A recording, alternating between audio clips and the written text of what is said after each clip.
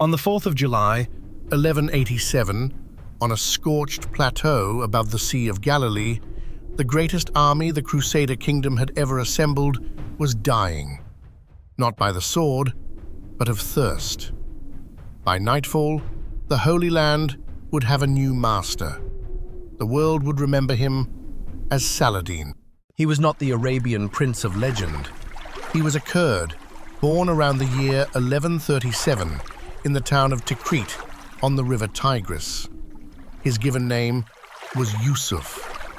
Saladin was a title, the righteousness of the faith. 88 years earlier, in 1099, the armies of the First Crusade had stormed Jerusalem and put much of its Muslim and Jewish population to the sword. For nearly a century, the Holy City had been the capital of a Christian kingdom, and the Muslim world that might have answered was broken into pieces. Shia Fatimid caliphs ruled Egypt from Cairo. Sunni princes quarreled over Syria, and between them lay the Crusader states, secure in their disunity. Into this divided world, the young Saladin was sent to Egypt in the service of his uncle Shirkuh and the Syrian ruler Nur ad-Din. By 1171, he had done something extraordinary. He ended the 200-year Fatimid Caliphate and returned Egypt to the Sunni fold, without a battle. But Egypt did not submit quietly. For years, the young vizier faced revolts, court conspiracies, and assassins sent against him in the night. He crushed each threat, raised his Kurdish kinsmen to power, and slowly turned a borrowed office into a throne of his own, the foundation of the Ayyubi dynasty. When Nur ad-Din died in 1174, Saladin took Damascus. For the next decade he fought, often against fellow Muslims, to bind Egypt and Syria into a single realm. Only then could he turn on the Crusader states he now surrounded. Yet for all his rising power, Saladin still served another, Nur ad-Din, the great prince who had first dreamed of uniting Islam against the Crusaders. The two men grew wary of one another, and a reckoning seemed near. Then, in 1174, Nur ad-Din died, and Saladin moved swiftly to claim the leadership of the Holy War for himself. Those who knew him described a man of striking restraint. He lived simply, gave away his wealth, and was moved to tears by the recitation of the Quran. Above all, he bound his cause to a single goal, the recovery of Jerusalem. It was a promise that would define the rest of his life. Between Saladin and the Kingdom of Jerusalem, there was a truce, and there was a man determined to break it. Reynald of Châtillon, lord of the desert castle of Kerak. Reynald plundered the caravans that crossed his lands, among them, by the source's account, pilgrim and merchant traffic under Saladin's protection. Saladin swore an oath that he would kill Reynald with his own hand. The Crusader Kingdom was divided against itself. Its king, Guy of Lusignan, was caught between the caution of Count Raymond of Tripoli and the fury of the hardliners, who demanded battle. In the summer of 1187, the king made his fateful choice. To meet Saladin's invasion, Guy emptied the castles and towns of their garrisons and gathered the greatest army the kingdom had ever fielded, perhaps 20,000 men. It was everything they had. If it were lost, nothing would remain to defend the realm. In the summer of 1187, Saladin called up the largest army of his life and crossed the Jordan. He did not march on the Crusader castles. He set a trap. He laid siege to the town of Tiberias on the Sea of Galilee, knowing the wife of Count Raymond was trapped inside. It was bait. The Crusader army lay safe at Sepphoris beside good water, and Saladin wanted them to leave it. Against Raymond's advice, King Guy gave the order to march, out from the springs, across the open plateau, toward Tiberias and the waiting Muslim army. It was July, and the land was an oven. Under a relentless sun, harried at every step by Saladin's horse archers, the Crusaders ran short of water. Men and horses began to fail. As the ring of fire and steel drew tight, Count Raymond led a desperate charge to break free. Saladin's lines opened, let the horsemen thunder through, and closed again behind them. Raymond escaped, but the army he left behind was doomed. That night, they camped on the waterless high ground, within sight of a lake they could not reach.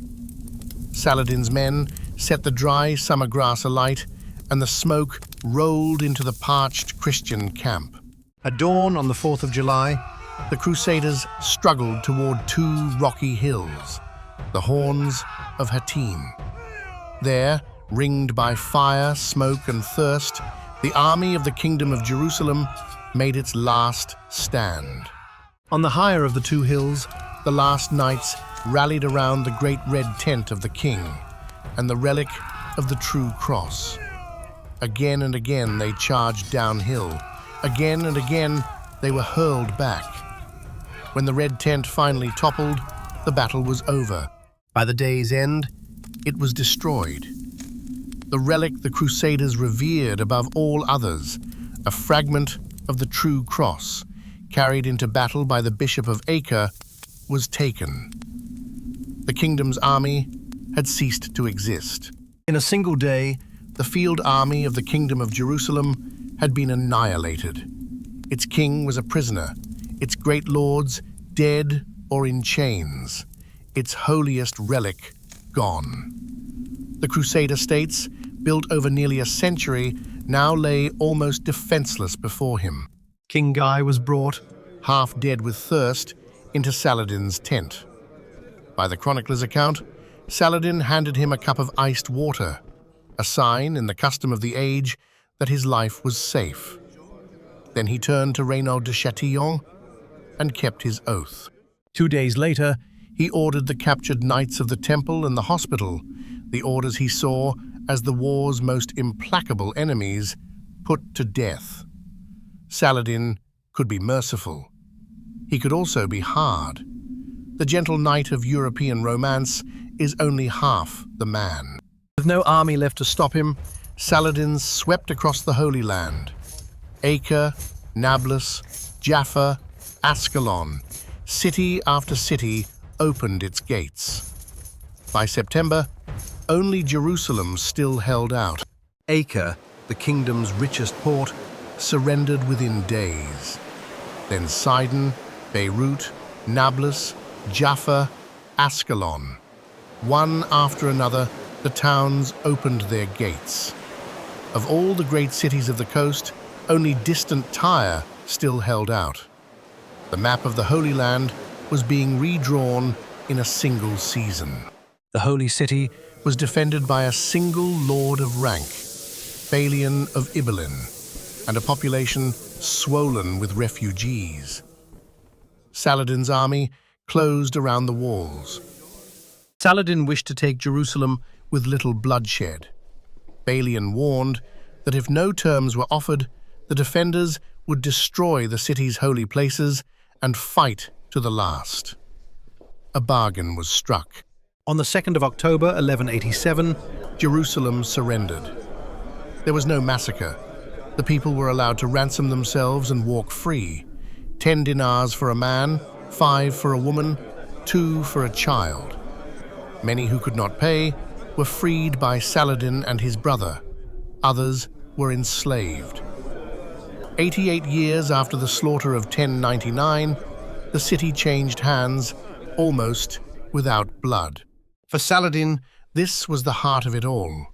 Jerusalem, Al-Quds, holy to Islam as the site of the Prophet's night journey, was in Muslim hands again after 88 years. He had the Dome of the Rock cleansed and the Friday prayer restored. The promise of his life was fulfilled. The fall of Jerusalem stunned Europe. Kings took the cross. The Third Crusade brought Richard the Lionheart of England to the Holy Land, and for 2 years he and Saladin fought each other to exhaustion. Richard was a soldier of genius. He stormed Acre, broke Saladin's army at Asaf, and marched within sight of Jerusalem. Twice. And twice he turned back. Even if he took the city, he knew he could never hold it. The two kings had fought to a standstill that neither could break. In the end, they made peace. The Crusaders kept a strip of the coast. Christian pilgrims were granted safe passage to Jerusalem. The holy city stayed in Muslim hands.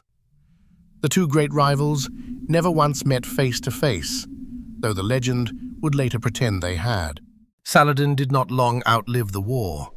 In March 1193, he died of a fever in Damascus. He had given almost everything away.